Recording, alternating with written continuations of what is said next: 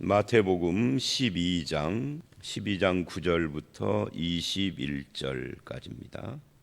오늘 이 9절로 21절 말씀은 어제 말씀 인자는 안식일의 주인이니라 하시는 그 말씀의 주인이신 예수께서 원하시는 것이 뭐냐 하는 것을 보여주고 있습니다.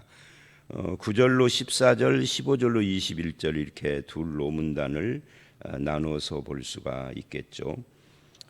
인자는 안식일의 주인이고 예수님이 원하는 것은 자비다 하는 말을 했음에도 불구하고 9절 이하에 나오는 사람들은 그 예수님의 뜻, 그 예수님의 뜻이 곧 하나님의 뜻이죠. 하나님의 뜻을 전혀 못 알아듣고 실천하지 않는 그런 모습하고 연결이 됩니다. 말하자면 다른 말로 하면 안식일을 주장하면서도 안식일의 정신과는 역행하는 그런 모습을 보이는 이게 9절로 14절까지 이야기입니다. 그리고 이제 15절로 21절은 예수님의 뜻을 설명을 하고 있죠. 그래서 이제 오늘 이 9절 10절을 보면 안식일 이야기를 하면서 어떤 이야기를 하느냐면 이 사람을 안식일을 가지고 사람을 정죄하는 도구로 삼고 있는 옳으니까라고 10절 끝에 그렇게 우리나라 성경에 안식일에 옳으니까 안식일에 뭐가 옳으냐 뭐가 그르냐 다른 말로 하면 무엇을 할 수 있고 무엇을 할 수 없느냐 어제 제가 말한 것처럼 주로 이제 무엇을 할 수 있고 할 수 없느냐 할 때 할 수 있고라고 하는 긍정적인 쪽은 축소돼 있고 뭘 할 수 없느냐에 초점을 맞추는 것이 인간이죠. 그게 죄인이죠. 그래서 이 안식일에 할 수 없는 일을 지금 하고 있다. 병 고치는 일이 옳습니까? 라고 묻는 것은 할 수 없는 일을 한다라고 이야기를 하는 거죠. 왜? 저들은 안식일을 무엇을 할 수 없는 날로 생각을 하기 때문에 안식일에 안식을 주는 것을 전혀 생각을 못하는 겁니다. 그리고 이게 옳으냐라고 묻는 거기에는 자기의가 있죠. 나는 안식일을 철저히 지키는데 너는 못 지킨다. 이게 자기의는 항상 뭐를 수반하느냐면 남을 정죄하는 것을 수반하는 거예요. 그리고 그것의 근거는 법과 규칙이죠. 그래서 법을 굉장히 중요하게 여기는 사람들은 항상 이런 태도를 가질 수밖에 없어요. 옳으냐 그르냐. 하나님의 마음은 상관없어요. 옳으냐 그르냐가 가장 중요한 것이 되어져 있기 때문에 그렇죠. 그래서 오늘 이 9절로 14절은 안식일 때문에 안식이 없는 사람들의 모습 이렇게 정의를 내릴 수도 있습니다. 그 이유는 고집스러운 율법주의에 있다.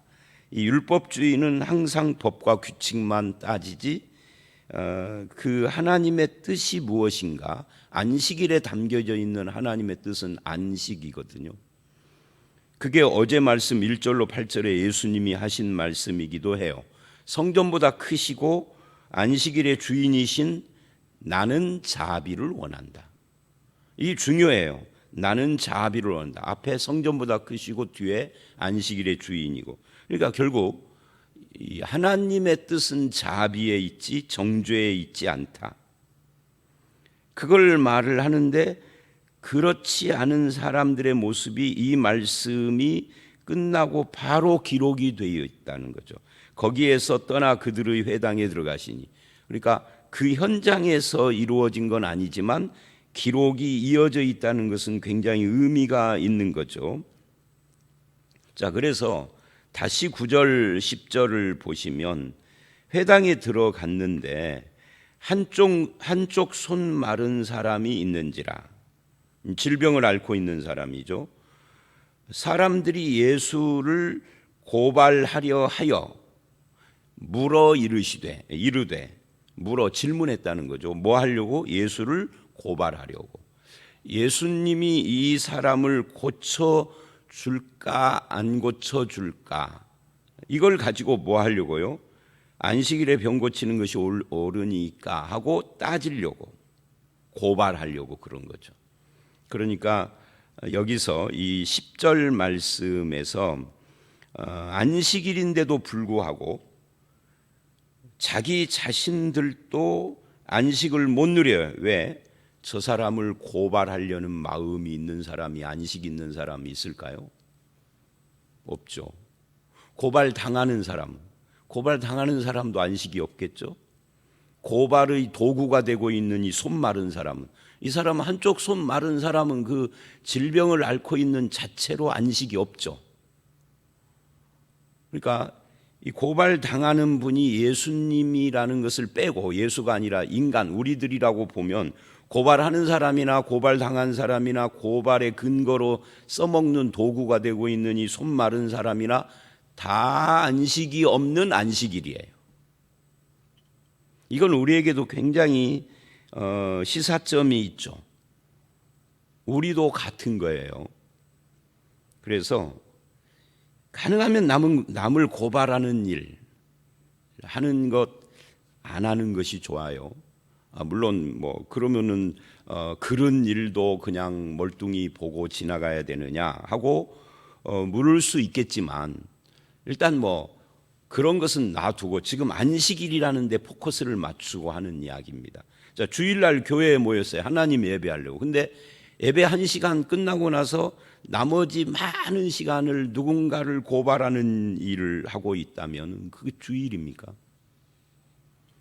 고발당하는 사람도 그렇고, 근데 더 심각한 것은 고발하는 도구가 된 이 한쪽 손 마른 사람. 이 사람 뭐 고발하는 사람, 고발당하는 사람 양쪽은 겉은 멀쩡하니까 뭐 잘 모른다고 치고, 이 사람은 누가 봐도 안식일에 안식을 못 누리고 있는, 이 한쪽 손 마른 상태가 몇 년 됐는지 성경은 말하지 않지만 10년이라면 10년 동안 안식일이 그에게는 아무 의미가 없는 거예요. 더군다나 지금 오늘 안식일에 자기가 누군가의 도구가 되고 있는, 이 안식이 없는 인간들의 모습이에요. 죄인들인 거죠. 안식이 없다 하는 것은 죄하고 연관이 되는 거예요. 안식일의 참 뜻, 그것은 이제 11절 이하에 11절로 12절에 이 안식일의 참 뜻을 예수님은 사람의 가치, 사람을 귀히 여기는 것에다가 맞췄어요. 그래서 너희 중에 어떤 사람이, 이제 예화를 드는 거죠.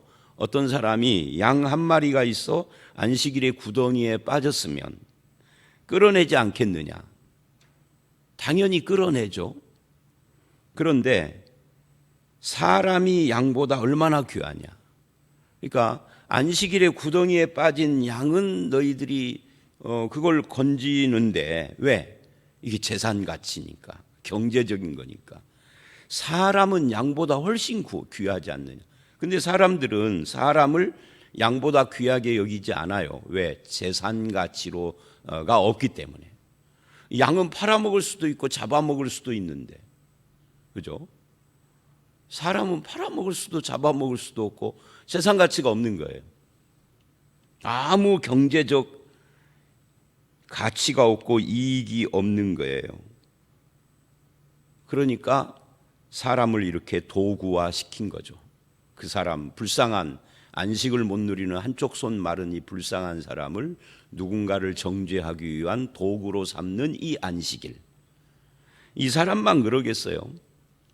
그래서 사람이 양보다 얼마나 더 귀하냐라고 주님이 그러는 겁니다. 안식일은 자비를 베푸는 건데, 나는 자비를 원하고 7절에 그랬는데, 그거를 조금 더 구체화하면 사람을 귀히 여기는 것. 그러므로 안식일에 선을 행하는 것이 옳으니라. 사람이 귀하다면 그 사람에게 선을 베풀어야 하는데, 너희는 누구를 정죄하는 도구로 이 사람을 이용해 먹고 있다. 사람을 이용해 먹고 있는 것은 안식이 없는 거죠. 그래서 안식일은 날짜를 지키는 것보다 더 중요한 것이 하나님의 뜻을 행하는 건데, 하나님의 뜻은 사람을 귀히 여기고 선을 행하는 거예요. 뭘 안 하는 날이 아니라 무엇을 하는 날인 거죠. 그런데 결론이 14절에 이래요. 이제 손을 내밀라 하심에 손이 회복되어 성하게 되었더라. 안식일에 일하신 거죠, 예수님이. 그러자 바리새인들이 나가서 어떻게 하여 예수를 죽일까 의논하거늘. 살인 모의를 하고 있는 겁니다. 이게 살인 모의를 한다, 이 말은 마태복음 5장에서 산상보훈에서 예수님이 살인이란 미워하는 것도 살인에 해당된다 라고 하신 그거예요. 어떻게 하여 예수를 죽일까 의논하거늘. 이거 자체가 살인인 거죠. 그래서 이렇게 이 사람들도 안식일 때문에 누구를 정죄하고 자기 의의를 드러내면서 실은 자기들도 안식을 못 누리는, 그래서 4계명을 지키려고 6계명을 어기는 그런 모습이 오늘 첫 번째 문단입니다. 이게 남의 이야기일까요? 우리들의 이야기는 아닐까요? 우리도 같은 일을 하고 있지 않을까요? 고민해야 할 필요가 있는 그런 말씀이라고 할 수 있습니다. 안식일의 정신은 죄와 사망 권세에서 나를 건지신 하나님 예수 그리스도의 구원 안에서 쉼을 누리는 건데, 쉼이라는 것이 일을 않는 것만 말하는 건 아니에요. 안식을 어떻게 누릴 것이냐는 그 어떻게라고 하는 쪽으로 가면 여러 가지 방법이 있어요. 그냥 아무것도 안 하고 일 자체를 쉬고 몸을 안 움직이는 그런 것이 쉼이 될 수 있는 사람도 있고, 반대로 늘 하루 종일 책상에 앉아 있는 사람은 그날 좀 움직여야 할 필요가 있는 사람도 있을 수 있죠. 그래서 이런 것을 책상 돌려앉기라고 합니다. 책상을 돌려앉는다 하는 말은 자기가 하던 일과 반대되는 일을 함으로 안식을 누릴 수 있다, 그런 의미이죠. 그러니까 책을 보던 사람은 안식일 날은 좀 몸을 움직이는 일을 할 필요가 있고, 육체 노동을 하던 사람은 좀 그날 어디 천병 가서 걷고 그러는 것이 아니라 오히려 아무 일도 안 하고 좀 쉬는, 몸을 쉬는 그런 것이 필요할 수도 있겠죠. 자, 어쨌든 그래서 이 14절의 바리새인들의 태도는 안식일법을 지키기 위해서 정작 자기들의 마음과 삶에는 안식이 없는, 누군가를 죽이려고 하는 살인 모의를 하고 있는, 이게 오늘 우리들일 수도 있다. 주님이 원하는 것은 자비인데 어떤 형식이나 법이나 규정이나 이런 것 때문에 쉼을 상실한, 그래서 이제 15절서부터 21절은 두 번째 문단인데, 예수께서 아시고 거기를 떠나가시니 많은 사람들이 따랐다. 뭘 아셨다는 거죠? 예수를 죽이려고 하는 모의를 예수님이 아셨다 하는 거예요. 예수님은 그 모의를 알고 그들을 대적해서 너 이놈들 하고 추상 같은 호령을 하며 그들을 어떻게 처리한 것이 아니라 그냥 피했다 하는 거예요. 우리나라 속담이 이런 거하고 비슷한 것이 있죠. 똥이 더러워서 피하지 무엇을 무서워서 피하냐. 어떤 때는 피하는 것이 필요할 수가 있어요. 우리나라 사람들은 기독교인도 유교적이어서 명분을 너무 많이 내세워서 안 피해요. 똥하고 싸우는 거죠. 똥하고 싸우면 어떻게 되죠? 내가 똥물을 뒤집어 쓸 수밖에 없죠. 그래서 이놈과 저놈이 출발 때는 선과 악이 구분이 되는데 나중에는 이놈 저놈이 다 악인 경우가 많아요. 많은 것이 아니라 거의 99.9% 그렇게 되죠. 싸우다 보면. 자, 그래서 떠나가시니 많은 사람이 따르는지라 예수께서 그들의 병을 다 고치시고, 그러니까 계속해서 안식일을 어기고 있는 거죠. 자기를 나타내지 말라 하고 경고를 하십니다. 아직은 때가 아닌 거예요. 이는 하고 그걸 설명을 합니다. 왜 그랬느냐 하는 것을. 자, 이제 지금부터 21절까지 이야기는 안식일의 주인이시고 성전보다 크신 예수 그리스도의 모습입니다. 예수님은 어떤 모습으로 이 땅에 오셨는가를 말하는데 선지자 이사야를 통하여 말씀하신 것, 이게 이제 종의 노래라고 하는 이사야 42장 1절로 4절 말씀을 인용하신 거예요. 이 종의 노래는 예수님을 상징한, 예수님을 예언한 겁니다. 보라, 내가 택한 종. 첫 번째, 예수님은 하나님이 택한 종이죠. 뭐 하려고 택했느냐? 곧 내 마음에 기뻐하는 바 내가 사랑하는 자. 하나님이 택한 자는 하나님이 기뻐하고 사랑하는 자인데, 내 영을 그에게 줄 터이니 그가 심판을 이방에 알게 하리라. 여기에 보면은 하나님의 영을 그에게 충만하게 부어 주신다. 그래서 뭐를 하려고요? 무엇인가를 이루게 하려 함이라 그래요.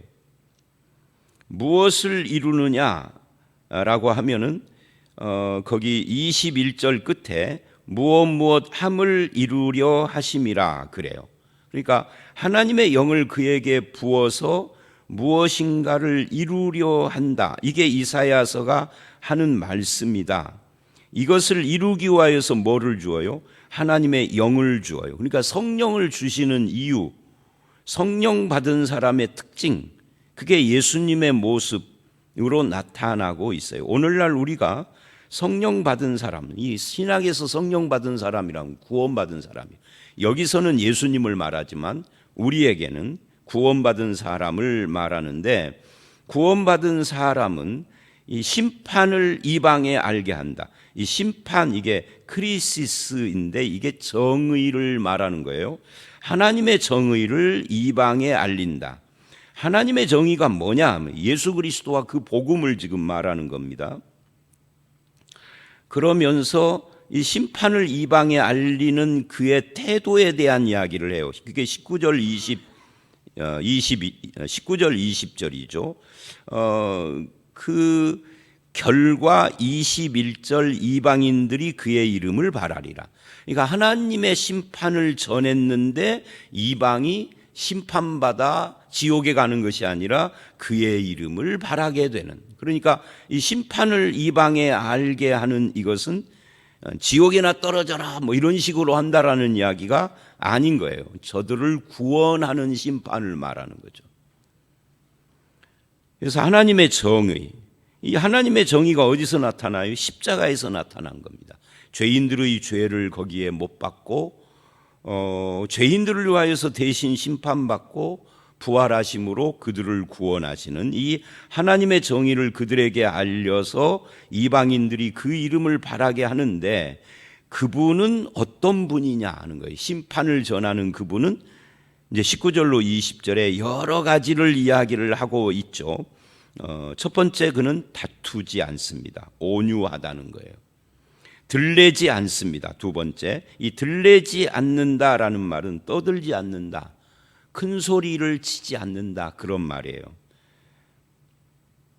야단스럽게 떠들지 않고 은밀하고 온유하고 겸손하게 하신다. 여기서 야단스럽게 떠든다, 들레지 않는다, 이 말은 또 이런 것일 수도 있어요. 자기 PR과 선전을 하지 않는다, 이런 의미일 수도 있어요. 그 다음에 세 번째, 상한 갈대를 꺾지 않고 꺼져가는 심지를 끄지 않는다, 긍휼입니다. 언제까지 그것을 하느냐? 20절 하반절에 심판하여 이길 때까지. 심판하여 이길 때까지가 언제까지일까요? 이 재림 때까지일까요? 십자가에서의 승리를 이야기를 하는 걸까요? 둘 다를 포함하는 걸까요? 글쎄요, 여기서는 확실한 것은 없어요. 그런데 두 가지 해석이 다 있습니다. 학자들에게. 심판하여 이길 때까지는 재림 때까지다, 이렇게 해석하는 사람도 있고, 그러니까 심판하여 이길 때까지가 재림 때까지라면 예수님 재림하기 전까지는 예수님의 사역이 전부 다 온유, 그 다음에 들레지 않음, 긍휼, 이 세 가지를 기반으로 하여서 심판을 전한다 라는 뜻이에요. 여러분, 심판을 전하는데 온유, 떠들지 않음, 긍휼, 참 이상하죠? 안 어울리죠? 그런데 그렇게 한다는 거예요. 복음을 전하는 사람들의 태도하고도 관련이 있어요. 그 다음에 두 번째 해석은 금방 말한 이 크리시스, 정의가 서기까지인데, 이게 십자가 부활 승천과 연관이 있다. 즉 복음을 말하는 거다. 복음의 심판. 아까도 제가 설명한 것처럼 십자가는 우리 죄를 십자가에 못 박고 우리의 심판을 대신 받으며 부활로 승리하신 현장이거든요. 그래서 성령을 보내주었다라는 것은 그냥 방언을 한다 이게 아니라 예수가 그리스도고 하나님이다, 하나님 보좌 우편에 앉은 승리자다, 이걸 증명하는 것이 성령 보내주는 거거든요. 근데 우리는 성령 보내주는 것을 그냥 랄랄랄라 은사, 특히 은사 중에서도 방언, 이것만 강조하는 오순절주의에 깊이 물들어 있죠, 장로교인들도. 사실은 그게 아니고 십자가에 죽어 패배자 같은 예수님이 부활해서 부활한 것은 눈에 보이지가 않잖아요. 몇몇 제자들에게나 500여 형제에게 보여줬지만 예수님 부활하신 부활체는 보여주지 않으면 안 보이는 거거든요. 근데 예수님이 부활한 걸 어떻게 알아? 승리한 것을. 하나님 보좌 우편에 앉아서 성령을 보내주신 것이 부활의 증거요, 승리의 증거, 하나님 보좌 우편에 앉은 증거다 그 말이에요. 결국 성령 보내준 것은 십자가가 승리다, 이걸 보여주는 거죠. 그게 심판이다, 이런 해석이 있는데 저는 둘 다 해당된다 봐요. 그래서 고린도후서 6장에는 예수님이 오신 것은 심판이 아니라 은혜의 날이다, 보라 은혜 받을 날이다 라고, 은혜의 때다라고 하는 것이 그런 거죠. 악한 자는 그럼 어떻게 해야 되느냐?